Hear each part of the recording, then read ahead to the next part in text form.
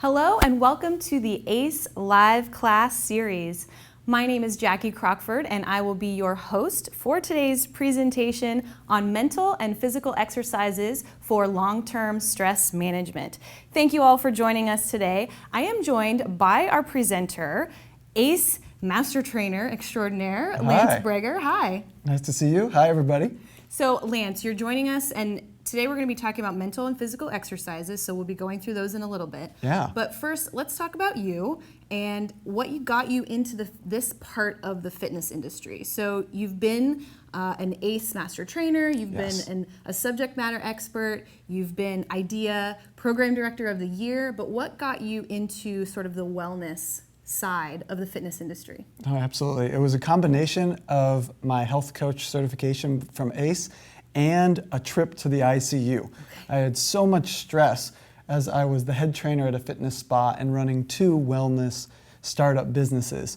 And that ultimately led me to use my own personal challenges with health and stress to now be the CEO of Infinity Wellness Partners, where I coach CEOs and create wellness programs for their employees. Great. So you're the perfect person to be talking with us today about these mental and physical exercises for the stress that we all go through. So some of these that you're going to be going through are going to be useful for ourselves, but also we hope that you're able to use them for your clients. Right? Oh, absolutely. Great. So again, thank you for joining us. And if you do have any questions for Lance, we are going to be taking some time at the end to answer those live questions. Feel free to type those into your questions box that's on the right-hand side of your viewer if you're watching us live on YouTube.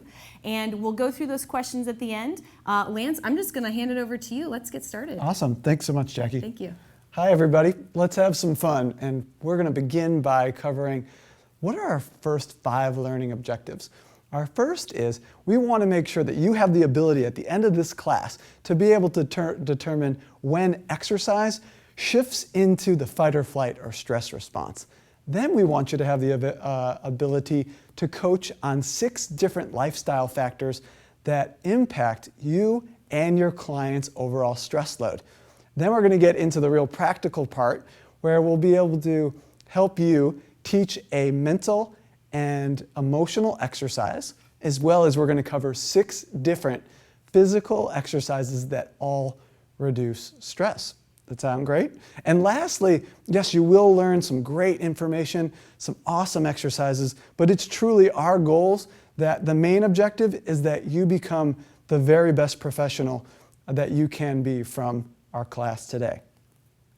So let's get into our first little section to introduce the idea of stress.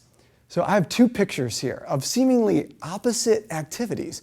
On the left, you see running, and on the right, you see a microphone, like public speaking, the #1 fear in the world. What similarities in the body happen with these 2 completely different activities?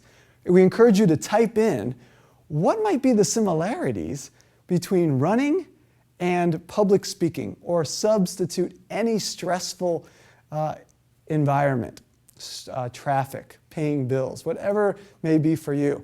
Here's a couple hints while you're typing in. Does anything happen with your breathing? Anything happen to your heart rate?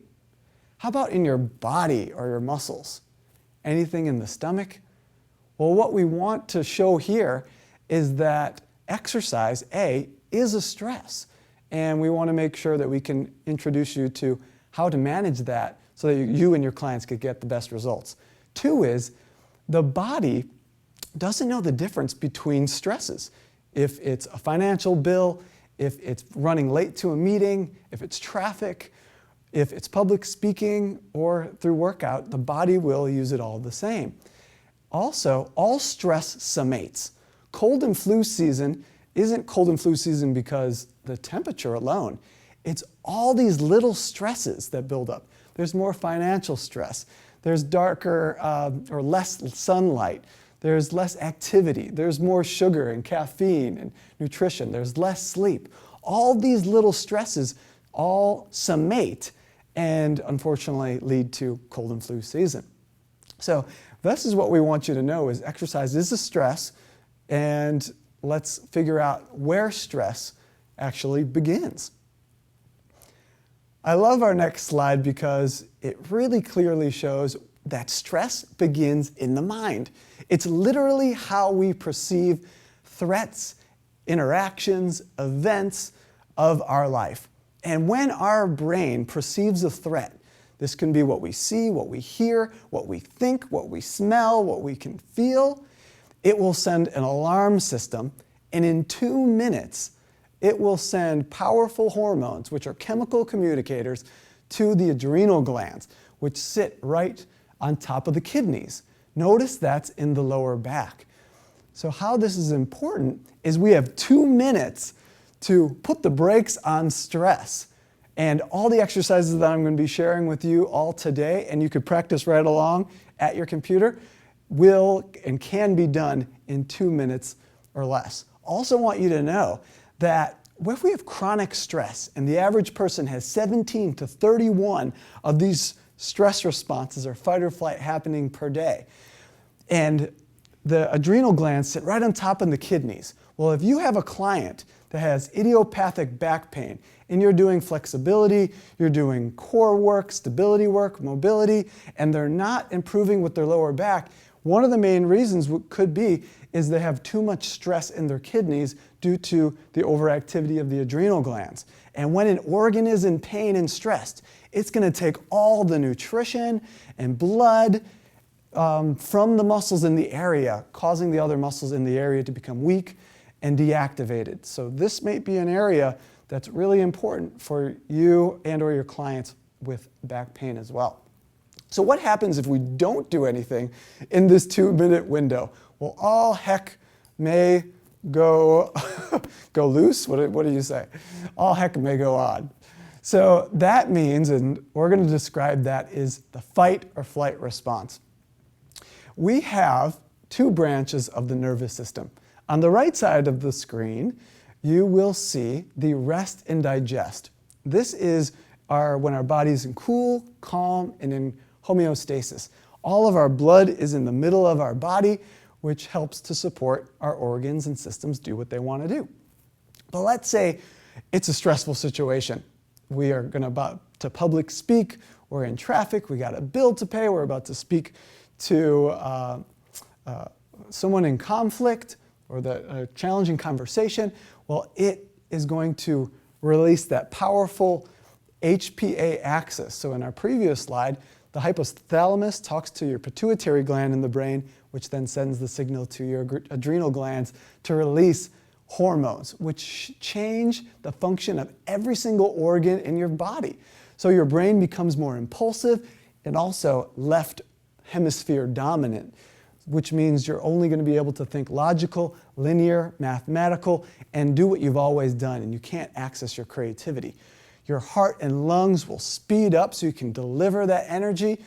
Your liver and your pancreas will release blood sugar and triglycerides into your body, and you're also going to stop detoxifying, as well as your digestion will stop. We all know that when we're public speak, we can get a little dry mouth. Well, that indicates you're shifting into a stressed state. And we don't care how good of food that you or your clients are eating. If your digestion is shut down and the wave-like contractions called peristalsis are shut down and you have no saliva, which carry enzymes to help break your food down, your food's going to lay like a brick. It may send wind from the north or south tunnels. You may have bloating, discomfort, and remember, 90% of digestive distress comes from stress. And if you're having a lot of inflammation and digestive distress, similar to the kidneys when they're stressed, if your organs, your digestive organs are under stress, they're going to shut down your lower abdominals because they run on the same nerve channel. So you're not going to be able to support your body and activate your core as well with digestive distress. So what our goal is to use the exercises today to cool us down and bring us back into the rest and digest state. That's where your body heals. Really quickly, type in, does your body and muscles particularly grow when we work out in the gym or outside of the gym when we're resting? Go ahead and type that in. The answer is outside of the gym, in the rest and digest, where the exercise would fall into the fight or flight. Okay, let's get into stress in general. So it's not all bad. This is a bell-shaped curve from the American Institute on Stress. You'll notice on the y-axis we have performance. That's in and outside of the gym. And on the x-axis is our level of stress. Initially, you'll notice as stress starts to increase, so does our performance. And there are 6 different stressors. We have nutritional, thermal, physical, psychic, electromagnetic, and chemical, if I didn't already say that. Or I'll type in and let you know what the 6th one was a little bit later. So these stresses in the right amount of dosage help us get things done and help us change and grow and accomplish things. Then there's a peak part, the optimal amount of stress that helps our performance and productivity to be the very best. But if we have too much stress, or the stress is not broken up with enough rest and recovery, we can move into distress. And so how do you know as a fitness professional when a client is moving into distress? Well, one is we're going to use heart rate, and we're going to share that in the next slide, about how you can use an elevation in heart rate above your average that indicates your body's going into an overtraining or stress state. I also like to use an assessment from the book How to Eat, Move, and Be Healthy by Paul Chek. There's some incredible assessments that help identify what is the overall stress load of you and your client, and is it important to do more resting or doing a little bit more stress to gain your results. Also, just easily check in. You can tell by someone's energy, their body posture, and just finding out how their day was if they're in a place of distress. So we want to make sure that using our exercises today, we're going to help our clients stay in that calm and that eustress, the optimal amount. So exercise is a stress when in particular activities. And I think we're all really familiar with the principle of overload. And the principle overload basically says that without overloading and stressing the body a little bit more than it's used to, it's not going to increase fitness, health, strength, endurance, stability, mobility, all these great things that we work with our IFT model. So right here, we're just remembering that we are using exercise oftentimes to get results is by upping the ante with the intensity, with the duration, with the overall volume of the workout. All these variables lead to higher amounts of stress on the body so that it can change. But if we are constantly trying to push for better and better results and applying too much stress on an already stressed person, that can halt the success. I think we all can picture that person in our studio or our gym or even in our work life that they eat great, they work out hard, but they're not getting any results with regards to body transformation or performance changes. Well, that's a really good indication that something is out of balance. And most likely, this balance is creating a given amount of stress and preventing extra results. Because exercise can be a stress, I'm going to introduce you to a phenomenal new term. So we have working out, which we're all familiar with. So that's group exercise classes in general. That's going to be lifting, kettlebells, boot camps, our Pilates workouts, all of our normal things, running, all the things that we consider normal, moderate to intense exercise.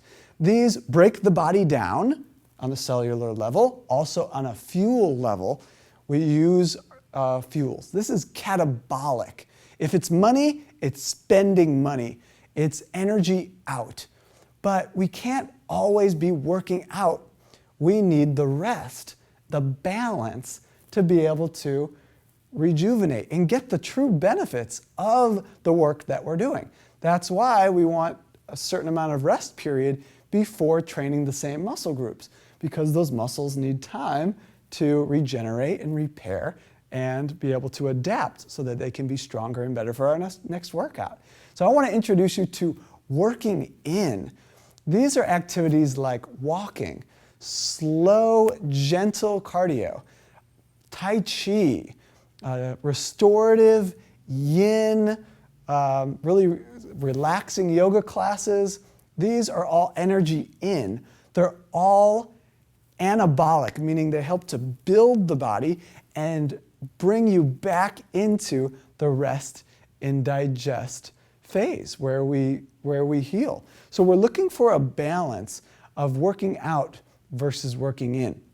So when I'm working with clients and their stress levels are too much, we have Michael that walks in, his head is down, he's very fatigued, he had a full day of work, and he had no sleep because he has a brand new baby.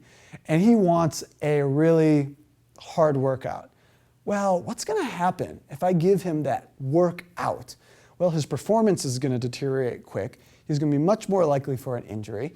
He's going to be drained at the end of the workout, and he's going to be very less motivated. He's going to sleep terrible. He's going to have more caffeine and sugar and carbs to keep himself energized, and everything goes downhill. But what if I can take Michael in his stress state and give him working in and help his body repair and heal so that our next workout is even better, and he can leave the gym with more energy, more vitality, better health.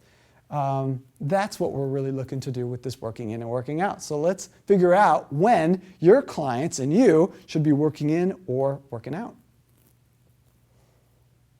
I have 3 different workout readiness tests that I like to use. The first one is probably the easiest one. It's the 1% rule. That means if honestly you check in with yourself or your client and say, hey, can we improve our performance, our strength, our workout at least 1% today? And we've all honestly look in the mirror and know there's those days, then honestly no. I barely have anything in the gas tank. I feel really tired. I'm extra sore, or maybe I don't want to work out. If you can honestly say you can improve your workout and feel up to it, that's a good way to start. But if you or your client can't honestly say you can improve that last workout by 1%, that's a great day to take off or to do these work-in exercises that we're sharing. Another great one that touches on what I mentioned earlier is let's use our overall heart rate. So what I encourage you all to do is we're going to do a resting in bed heart rate. We're going to have you and your clients take your radial heart rate, radial pulse for your heart rate, and get your average heart rate in bed as soon as you wake up. You don't do anything else except open your eyes and take your heart rate. Get the average for your week. If your heart rate goes above 5 beats per minute from your average, it's going to indicate that your body is really moving into an overtraining stress state. If that's the case, that's a perfect day to lighten it up and to do more working in, or consider taking a day off and doing your workout with more gusto and vigor the next day. And our third test we're going to do is what's called a kneeling on a stability ball. And for that, I'm going to invite our professional guest, Sarah Anderson. Hey, Sarah, how are you? Hi. Meet Good. Everybody out there Hi, in everybody. Ace Land. Sarah works with teen girls and women. She is a life and health coach. Where do you see stress fitting into your clients' goals and or their life? I see a lot of girls stress with academic stress, with peer pressure, with society, just life stress in general. So I think the teenage demographic and even into college have a lot of stress that they don't know how to deal with. Yeah, so unfortunately we all can experience stress no matter where we are in the life game and spectrum. Thank you so much for being here and being brave enough to show our upcoming demonstration. Sure. So what we're going to have Sarah do is she's going to perform a kneeling balance on the stability ball. If she can balance, and she can, for 30 seconds without a lot of wiggling around or falling off the ball, it's a good indication that her mind, her body, her neurological system, her core, her vestibular system is all ready to rock and roll for a hard workout. If she can't kneel on the ball for the 30 seconds, it's probably a good indication that she may be a little bit fatigued and tired, and I can turn down the workout.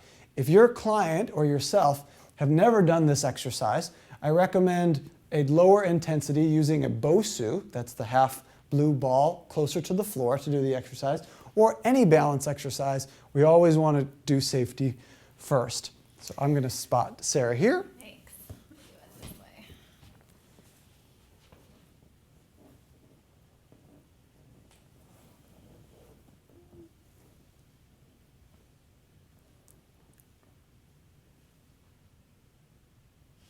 Okay, Ringling Brothers and Barnum and Bailey Circus show is officially on.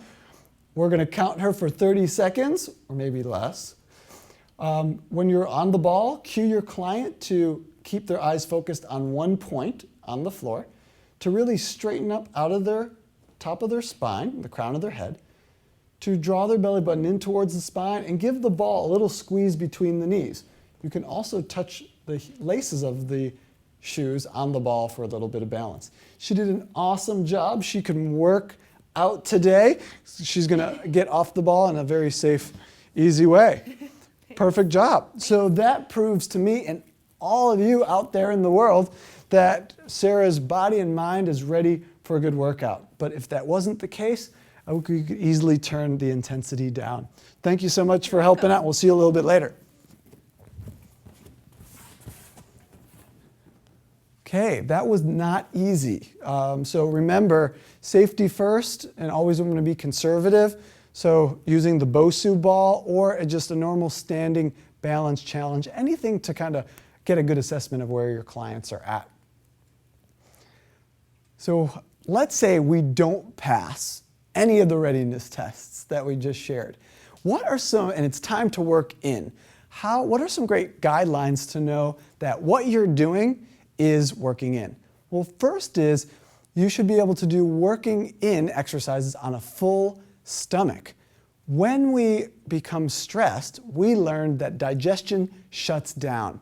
If we are truly working in, this should enhance the digest of the rest and digest. So a great thing to do if you're teaching yourself or clients to work in is to have them have a full meal and then perform the exercises, because they'll be able to understand if they're going too hard, it will then create challenges to their digestion.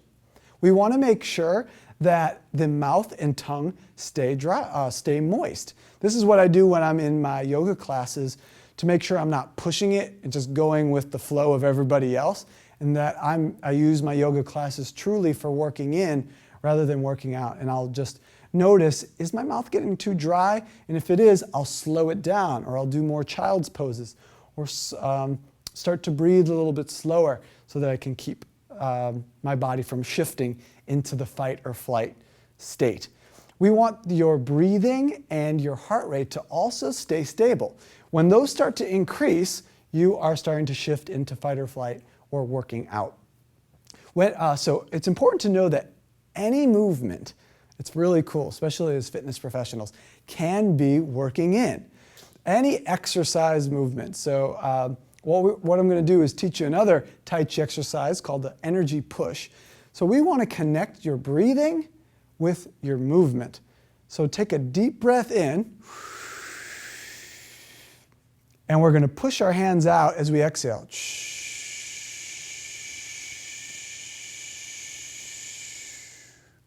Turn the palms in.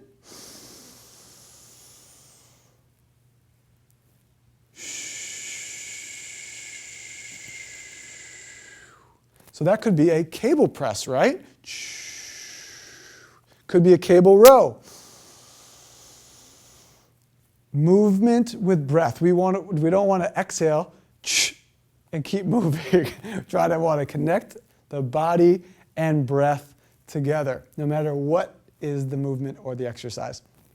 Also, it's going to be important to want to exhale as you're moving towards the fetal position. So an example would be the breathing squat, which we'll show a little bit later. We're going to exhale as the body moves down towards the fetal position, and inhale as we move into extension and out of the fetal position. And this is primarily because our working in exercises are very low intensity, very low load, if any, and mostly body weight. So we don't need to use our breathing as a way to create stability for our trunk, for our limbs to move more regularly. And as little as 10 minutes can give you the true therapeutic benefits of your working in. So there you go. There are our working in guidelines. Okay, next part is our learning objective number 2, which is to give you guys really some awesome coaching tips within somebody's lifestyle, your lifestyle, that can lower overall stress load. Earlier I said that cold and flu season is a combination of little stresses that all summate and ultimately lower our immune system and set us up for our sickness, our illness. So here are 6 different foundational principles that as a wellness coach, I coach with my clients because all these areas, when not in balance, will create a little bit of stress and will ultimately slow down our results. So let's look first at hydration. The body is made up of 70+% and your brain cells are 85% water. I'm going to use this time to get some water myself. So the recommendations are having half your body weight in ounces of water, a minimum of 2 liters per day. I love doing that. So most individuals are chronically dehydrated. The average client is drinking 3 cups of 8-ounce coffee or tea, and it's causing them to become too dehydrated. So it's important to know is let's get their water levels up rather than sports drinks. Your body's not made of soda and Gatorade and Powerade and tea. It's made of all water. So that's one area that you can coach your clients on to lower their overall stress level. Also great for weight loss because when we're dehydrated, our body will send a signal of thirst and hunger at the same exact time. And we always go for the sugary carbohydrate food and answer the hunger signal over the real thirst. Next is nutrition. If we or our clients are skipping meals, we're eating on the run, and as a personal trainer, that is very common. Not eating mindfully, but in a stressed state. If we're eating foods that inflame us or we're allergic to, if we're eating a lot of fast food or processed foods, too much carbohydrates for our unique biochemistry, these can all be very stressful on the body, especially the blood sugar balance because it's most important for our brain. So we want to make sure that we can coach our clients to optimal nutrition. How about sleep? The average person is getting only 6.5 hours of sleep per night. Well, those that are getting 7 hours of sleep or less are 3 times as likely to get sick. So we are already in a sleep-deprived state. And if our body repairs and heals during rest, but you're not getting enough sleep already, good luck getting the results by continuing to go to CrossFit class after CrossFit class, Bikram yogas, draining yourself with marathon training, and you're not even, our clients aren't even sleeping right. So this is it's free, and it's, you got to remember to respect sleep and the rest part of the equation. So we're looking at promoting 7.5 hours plus of sleep, and especially optimal bedtime is 10 p.m. to 6 a.m. Our body goes through all its physical repair between 10 p.m. and 2 a.m. So clients that are working late or staying up watching TV or internet, and they go to bed at midnight, they lose 50% of their physical repair, which leads to a overstressed client and an inability to perform well and to lose weight. We're talking a lot about movement and exercise. So the two big stressors are over-exercising, too hard, too much, hashtag no days off, that type of thing. Or we have the couch potatoitis, where we're not moving enough, not reaching 10,000 steps. Both of those can be a stress as well. We want to find that balance for our clients and help them understand when they're in a great place. Thinking. We mentioned earlier that stress begins in the mind.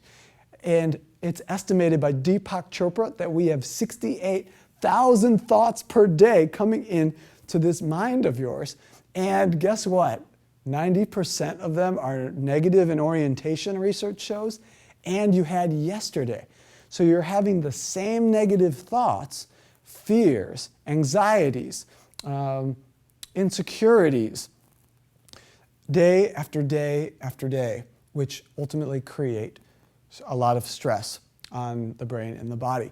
And especially when we're in a gym setting where there's mirrors and there may be people that are aesthetically more gifted or blessed or farther along in the spectrum, or those that are at a higher fitness level, there can be a lot of negative self-talk and negative ideas that come into our clients' and ourselves' mind in those types of settings. So it's important to know. And then lastly, what you can help coach your clients on, which we're going to help you do soon, is your breathing. We take 25,900 breaths per day, but 90% of them are inverted. When you watch a baby breathe, what moves? Primarily, the tummy expands. But if you watch your clients breathe and yourself breathe, they're breathing from their chests and their shoulders and their mouth, which looks like a fighting or flighting hyperventilative stress state. And we'll share a little bit more about the science around that. So here are your 6 different coaching points for lifestyle that not only help your clients get to their goals faster and more efficiently, but lower their overall stress load. Can you see how this could all add up? You have a client that comes in dehydrated. They didn't sleep well. They didn't have lunch. They've been over-exercising. They're so tired because their mind is just constantly running on all their to-dos. And they're not breathing, or they're breathing too fast. Can you see how this leads to the not an optimal state for working out? And we really need to let them lie on the ground and just breathe for a little while. So now you have the power. First is be your own best client and coach yourself. Be the living example, and then share with your clients as you go along. I like to coach when I was personal training more regularly, at the end of sessions or at the beginning of sessions or during rest breaks, is touching in and asking questions in these areas. Now we're going to move into our practical part of the class. We're going to take you next through the 3rd learning objective, which is teaching you a mental and emotional exercise. Are you guys ready? I am, and let's see if Sarah is, and we'll invite her back to the show. I'm back. Welcome back. She's back, not in black, but in blue. Well, black and blue. So bad jokes aplenty on this live class. So what does mental emotional exercise mean, first of all? Well, mentally, thoughts. Thoughts lead to emotions. That's emotional. Emotions lead to perceptions.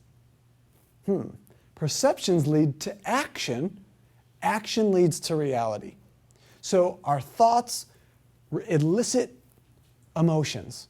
Good thoughts make you feel Good. Negative thoughts make you feel. Not so good. And earlier I said we have 68,000 thoughts a day, and the majority of them are Negative. unfortunately.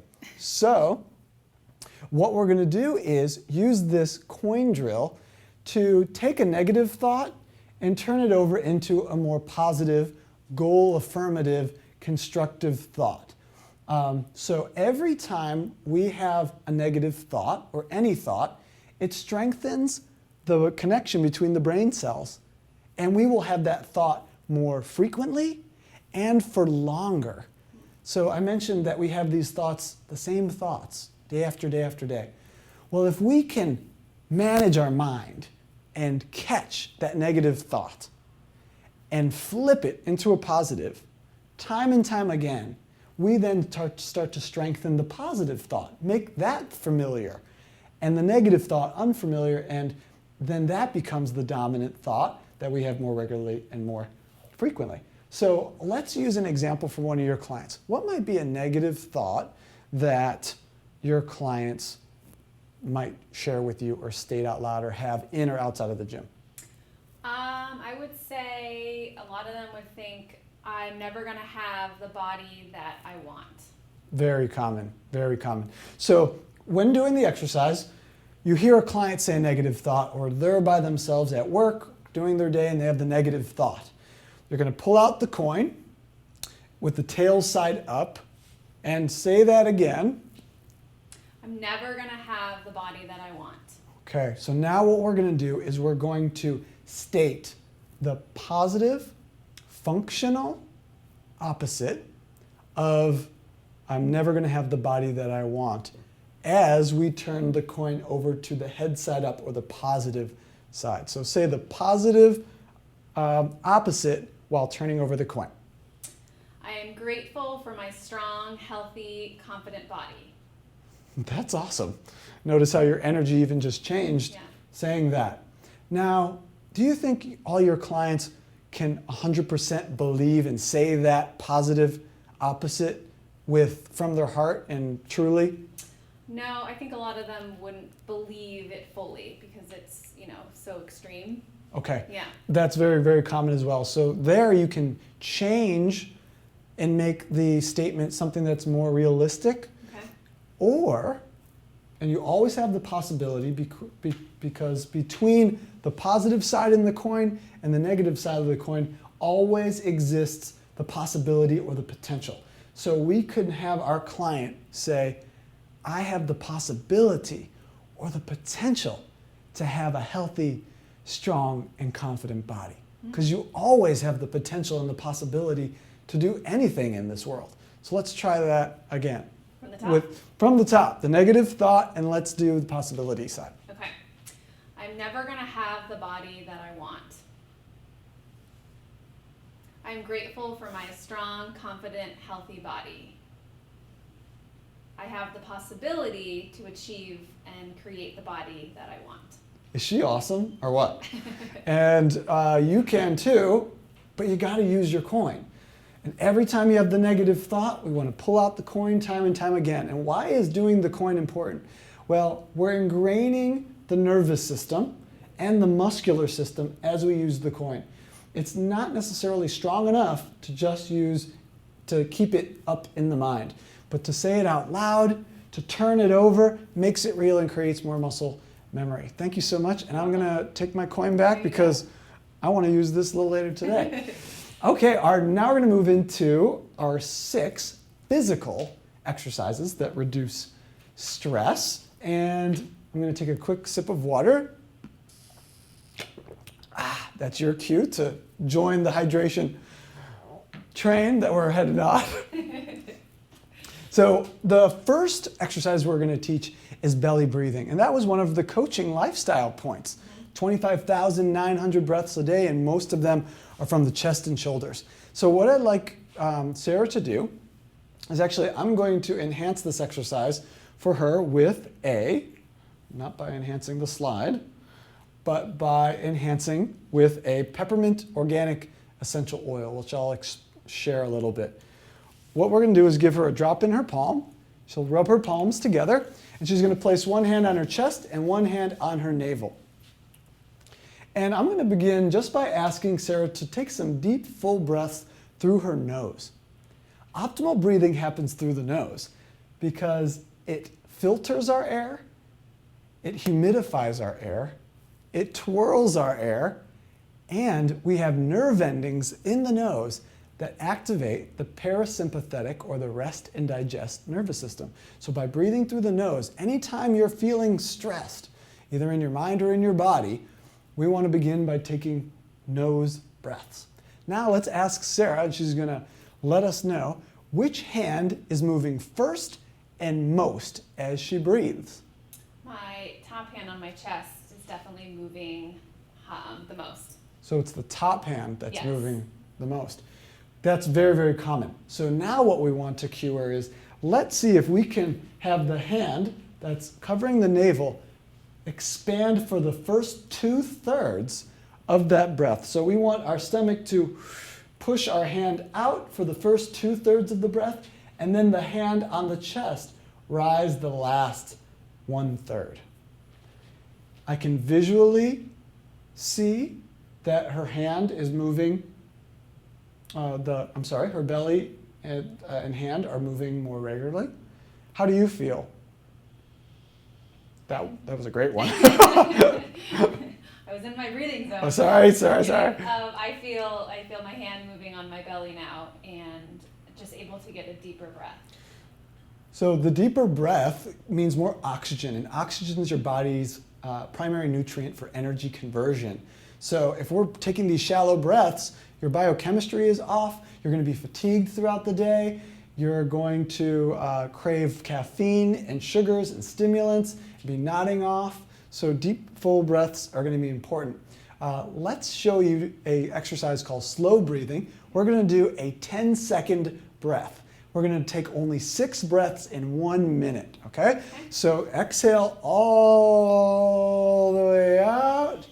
Let's slowly inhale 1, 2, 3, 4, 5 with full lungs, and Sarah, slowly let it out. 5, 4, 3, 2, 1. Inhale, 1, 2, 3, 4, 5, and slowly let it out. 5, 4, 3, 2, 1. Inhale, 1, 2, 3, 4, 5. Exhale, 5, 4, 3, 2, 1. Feel free to continue with us at home or at work in front of your computer. We'll take 2 more together. Inhale. We're letting it slowly out. Our last one, all together. See if you can do the 10-second breath. 1, 2, 3, 4, 5. Great job. And slowly let it out. 5, 4, 3, 2, 1. You can go ahead and flutter your eyes open and return your breathing. Very nice. She can do this in a standing, a seated, or even laying position. So start thinking through, where might this work really well? Maybe before sleep to slow the mind. Maybe before a coaching session with a client to help them relax so that they can be more present. Or at a cool down after your workout. The peppermint oil I use with clients because it helps to energize and fight fatigue without using caffeine and sugar and things that don't support our goals. It also smells awesome. So rather than letting your clients have another caffeine drink or energy shot or sugary something, bottle of colored neon something, go ahead and do a calorie-free, hormonally balanced, Lance approved and Sarah approved peppermint oil. So now let's go into exercise number 2. You can participate with this along as well. This is drawn from the practice of yoga. It's called alternate nostril breathing. And what I'm going to ask you to do is make the hang loose symbol. We're here in San Diego. We're always hanging loose, stress-free.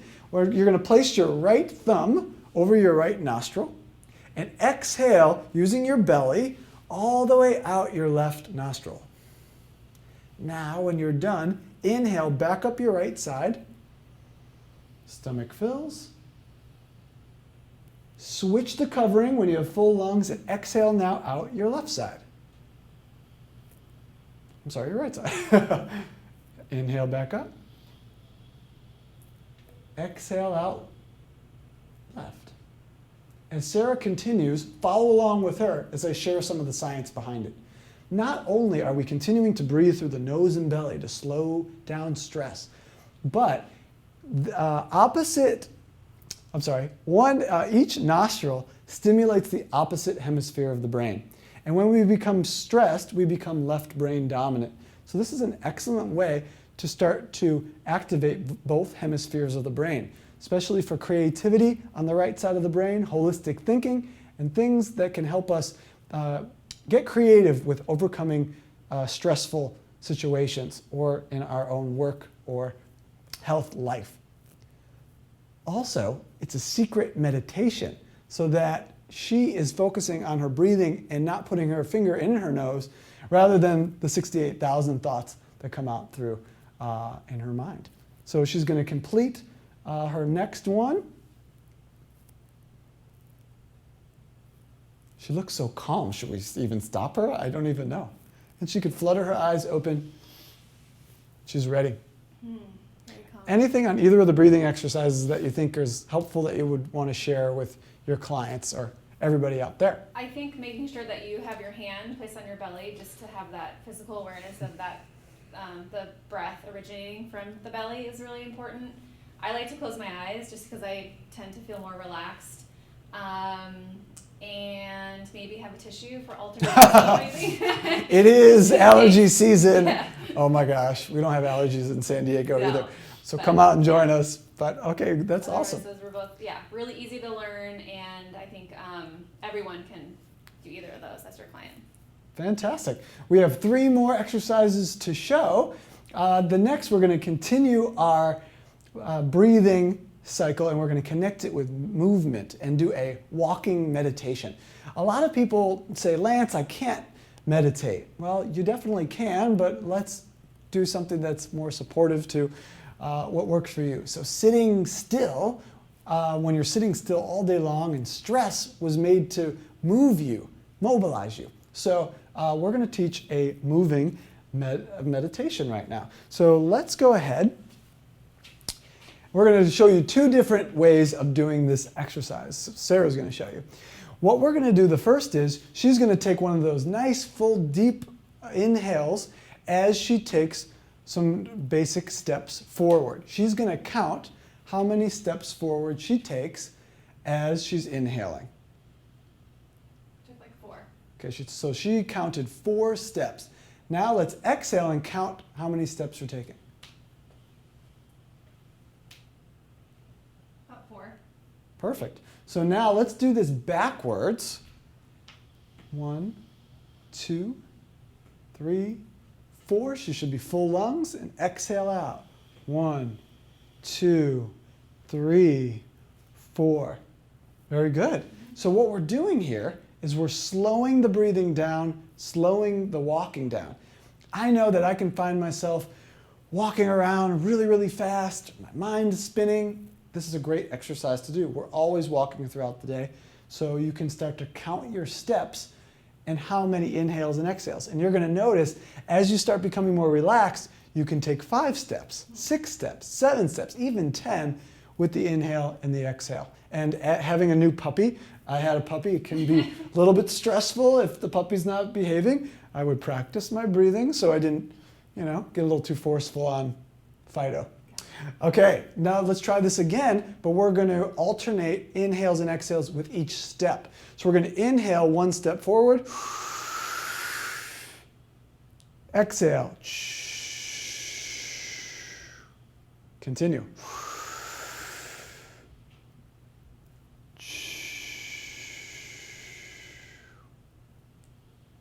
Inhale.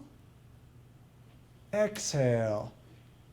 The analogy that I love with this is it's taking 1 step at a time. Rather than trying to do the entire race, your entire life, the entire project, try to reach your entire goal in 1 workout, what about taking just 1 step at a time? Cool. Let's have you just take maybe 1 or 2 more.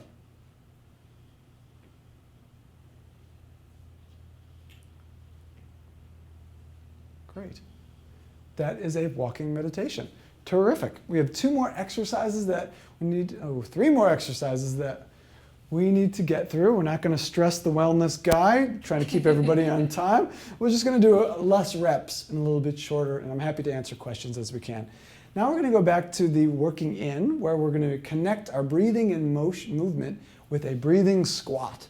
So what we're going to have Sarah do, I'm going to kneel on down, And she is going to take a deep belly breath in. And she's going to slowly exhale as she squats down. She's going to move with her exhalation.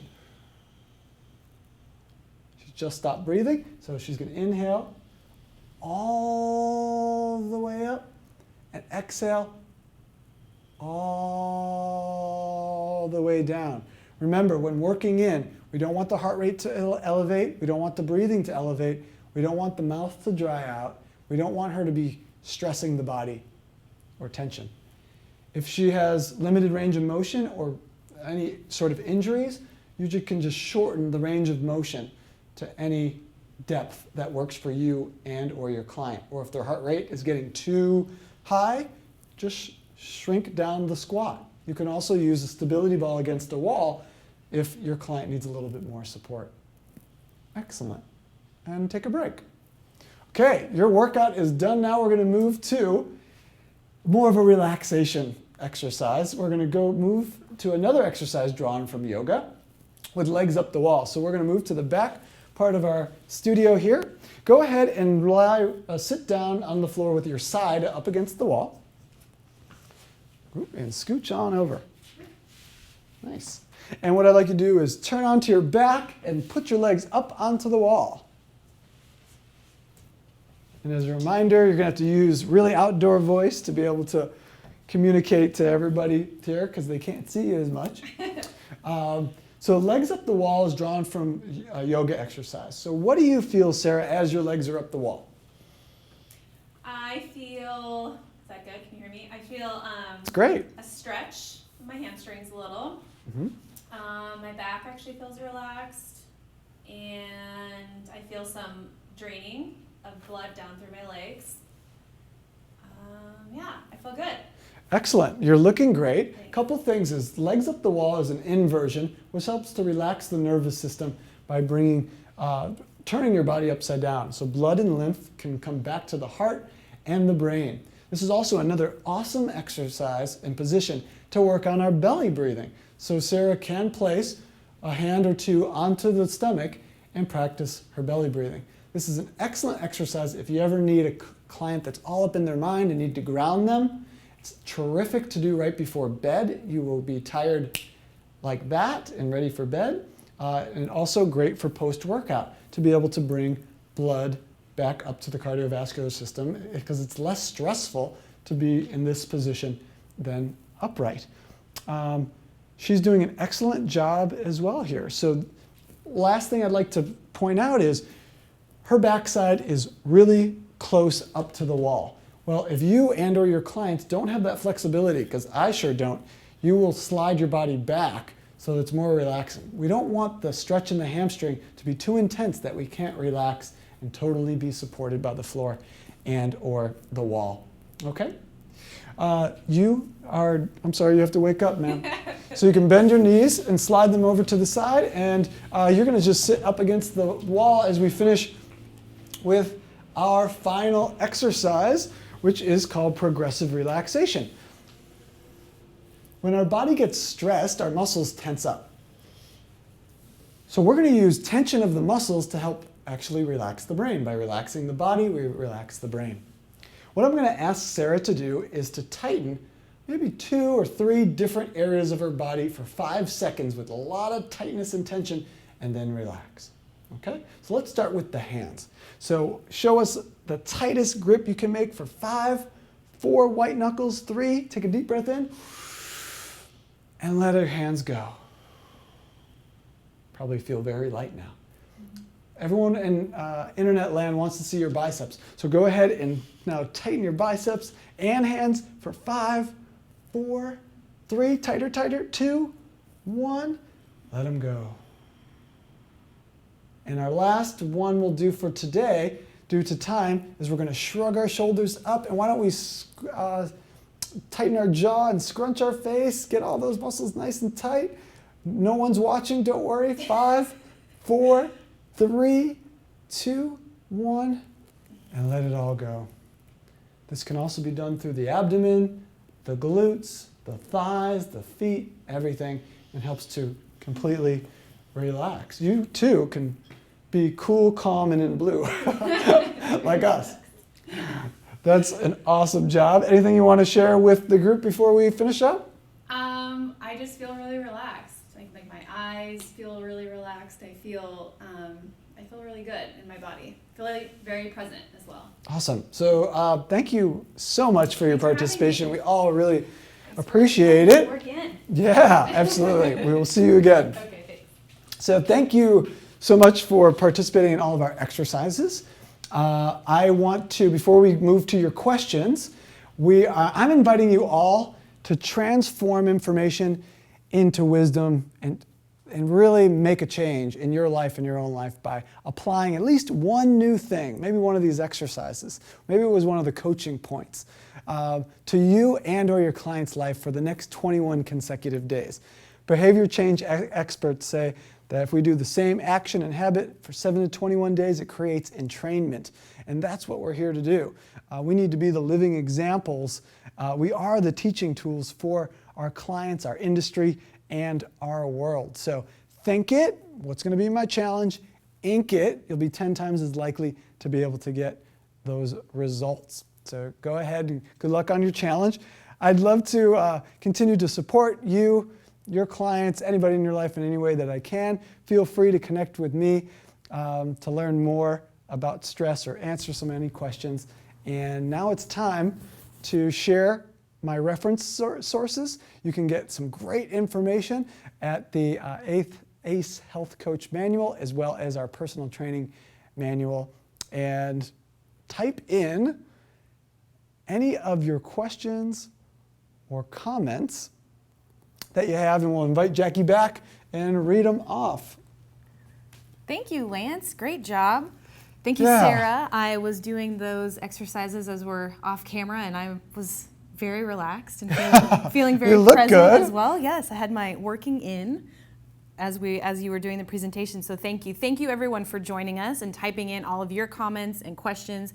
A lot of feedback coming in. So awesome job, guys, staying present and doing. I think a lot of us were doing those exercises Sweet. as well. So it Awesome. sounds like good feedback here. So just a few reminders for you as you're typing in your questions for Lance. We are going to take just a few minutes to do that.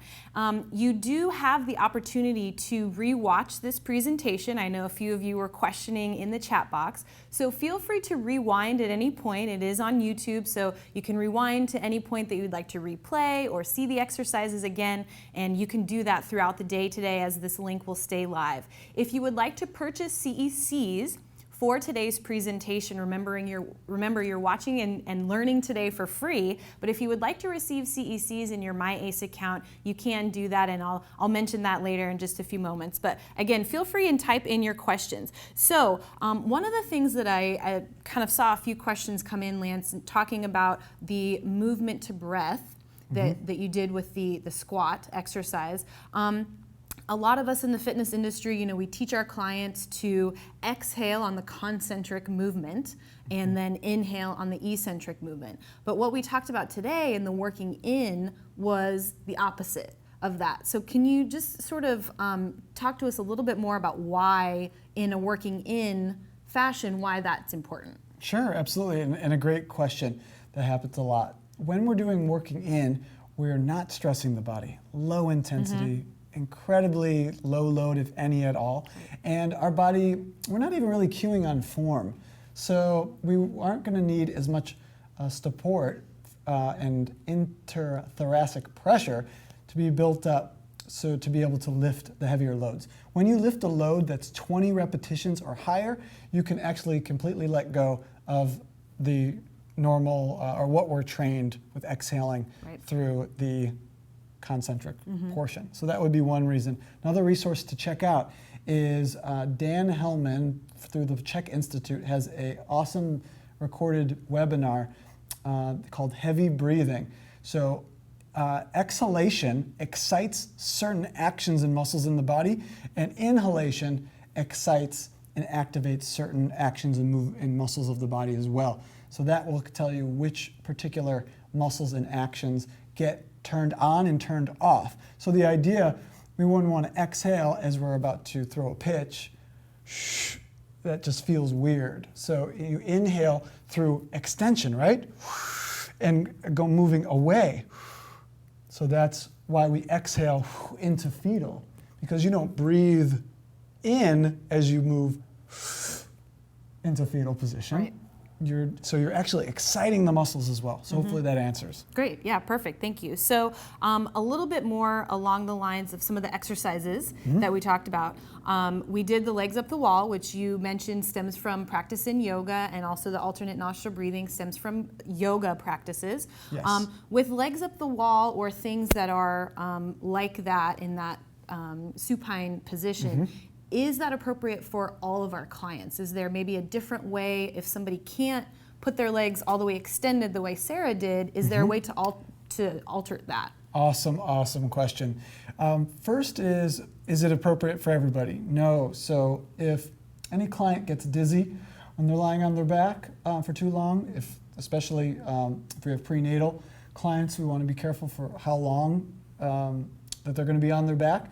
Individuals that have a greater forward head posture as well as thoracic curve, they're not going to be able to necessarily touch their head out against the floor. In that position, you'd want to use a towel, so you want to make sure that it's comfortable for them. Right. I would recommend other ways of doing this is you could put legs up on a stability ball. Okay. You can have their knees bent and place a blanket or a pillow or roll up a couple towels and put it underneath their hips like they're in a floor bridge position, so that they're a little bit more elevated into that inverse position. So hopefully does that give you enough? Yeah, I think just a few questions on how to modify that for certain populations. I think that's great. And as you mentioned, just finding a state that is comfortable for that particular client is important. And I just remember, when someone twists an ankle, elevating the legs. So you can be at home elevating the legs on a pillow, like you're in a sofa or something like that, or in bed. Could be another way. It's just elevating on a pillow, even just a little bit to create that inversion. Great, perfect. Thank you so much for all of these questions. Once again, you can go back and review during your time today if you want to rewatch any of the sections. And if you would like to receive CECs for today's presentation, you can use the link that is provided on your screen, acefitness.org/past webinars. We will be sending you a quiz via your MyAce account as well as the recorded version of today's presentation. You'll need to pass the quiz, and then once you do so, you'll receive your 0.1 CECs within your MyAce account. So a few things, we have more people coming in to share with, just as Lance has done today, share with our viewers and our ACE pros about different areas of the fitness industry. So a few mentions of some other live webinars that are coming up. Doing Well While Doing Good is our next advocacy webinar on May 16th, so feel free and join us for that. Also, we have another webinar with one of our master trainers, Sam Berry, and that is Loaded Movement Training for the Golden Years, and that is next month, May 24th. So hope that you can join us again for some of these live presentations. And feel free to keep connecting with ACE. Lance, we're going to be talking with you a little bit more today. Is that right? Great, yeah. Okay, so on Facebook, we will be continuing this conversation about these exercises. Make sure you chat in. We will put a message and a chat box live on our Facebook page, and Lance will be going in to answer any questions that we didn't get to today. So feel free and connect with us via our ACE Fitness Facebook page, as well as a variety of other ways, and feel free to let us know what you thought about today's live presentation. So Lance, thank you so much for joining us today. You're Appreciate it. If Thanks, you guys. have any questions, feel free to connect with us, and as always, have a healthy day.